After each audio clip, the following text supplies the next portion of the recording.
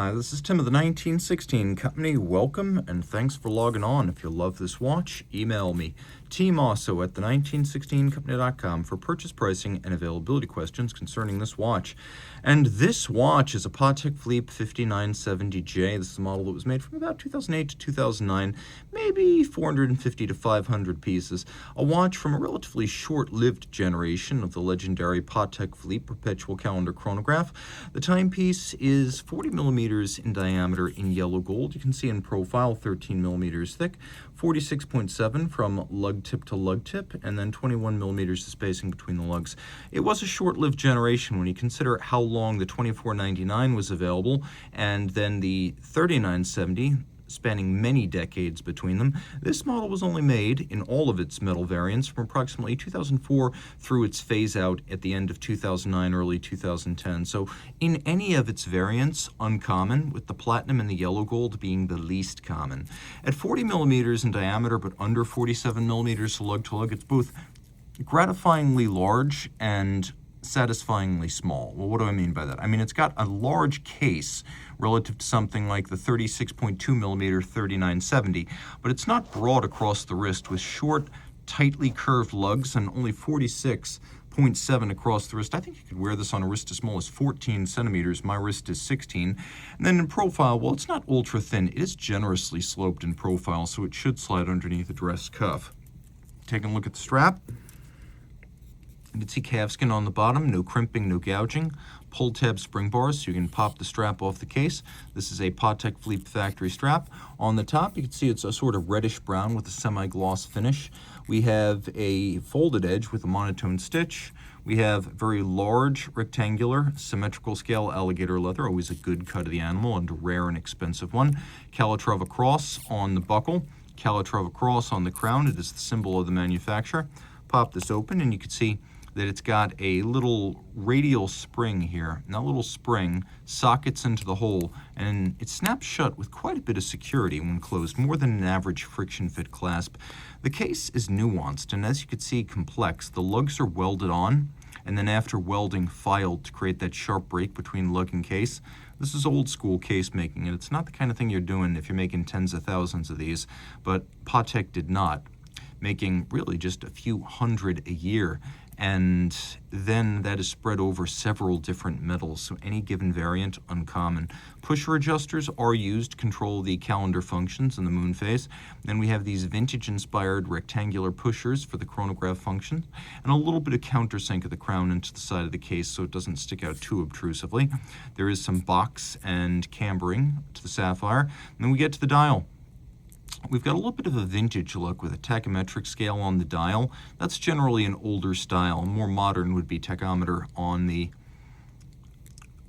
bezel. And just to be clear, tachometer gives you your engine speed in a car. A tachometer, which is what we have right here, allows you to gauge the speed of the car by utilizing the chronograph seconds hand along with the scale printed on the dial. Yellow gold leaf style hands for the hours and minutes. You can see the hands as well as the indices are all yellow golds. They won't oxidize or tarnish with time. The dial is sort of an opaline silver, which is a frosted silver that does not have a directional grain, not like a sunburst, for example. The sub-registers are slightly countersunk, and they feature a concentric graining or a concentric pattern in them that's called azurage. It is a perpetual calendar, so it only needs to be reset once when the year 2100 arrives. Until then, you can deal with irregular length months, you can deal with leap years, no problem. The moon phase has an adjustment interval of once every 122 years, and the calendar system features a 12-hour marker right here. You can see how there's a running seconds display right there. This movement does not have hacking. That is kind of an endemic feature of the Lamagna base used here. But take a look at the little stub hand. What we've got is a little hand that lets you know whether you're looking at day or night. So for example, if you're wondering whether this is 12 noon or 12 midnight, well, 24 is 12 midnight, 12 is 12 noon. And that's important because you need to know when you are in the nighttime hours. And there's more detail in the manual for the watch, but you don't want to use the pusher adjusters during a time when the calendar is engaged in the turnover. So that's why you have the little 24-hour dial. Now we've got a chronograph here too, and it's a column wheel lateral clutch chrono, very sharp chronograph column wheel feel, lateral clutch action, beautiful, and we'll see it on the case back. And so we have a instantaneous jumping minute register, coaxial with the leap year phase indicator right here, and then we have a date and a moon phase and the running seconds and the AM PM warning right there. Now we'll see the instantaneous jump as the seconds hand crosses 12. There it is. Very nice. Okay, turning it all over, the back, Lemania based on the Lemania 2310. We have a Patek Philippe caliber CH 2770, a time-tested and time-honored classic. A lot of changes have been made here versus the traditional Lemania. So the traditional Lemania has a 48-hour power reserve. This is 60. The Lemania has a mobile stud index regulator. This is Patek Philippe's free-sprung Gyromax. The basic Lemania features a flat hairspring. This features an overcoil for concentric breathing and consistent timekeeping in every position. The standard Lemania is not adjusted. This is adjusted in 5 positions. The standard Lemania is not finished to Geneva Seal standards. This is quite a bit of decoration. Everything from the mirrored bevels to the bevels and the jewel sink, satination and beveling on the steel parts, the chronograph, stripes across the bridges, engine turning on the base plate, all screw heads polished with chamfered slots and circumference, and a Geneva-style capped column wheel.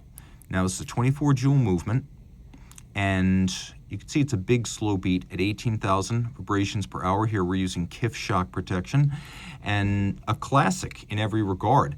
In another form, this went to the moon as the Omega caliber 321, so it has a rich pedigree that does not consist entirely of luxury applications. 30 meters water resistant, so please don't go swimming with it, but you're safe against splashes and inadvertent rain exposure. You can also see by this point Patek Philippe was making these cases itself as the Patek Maker's Mark. A beautiful movement in every regard, and one that's very accessible. You can easily see all aspects of it from every angle and really appreciate its depth and detail. There's even at least one, really 2 interior angles, and you can see them on the chronograph bridge where bevels converge in a sharp cleft. Absolutely beautiful. Reach out to Team Mosso at the 1916company.com for purchase and pricing details.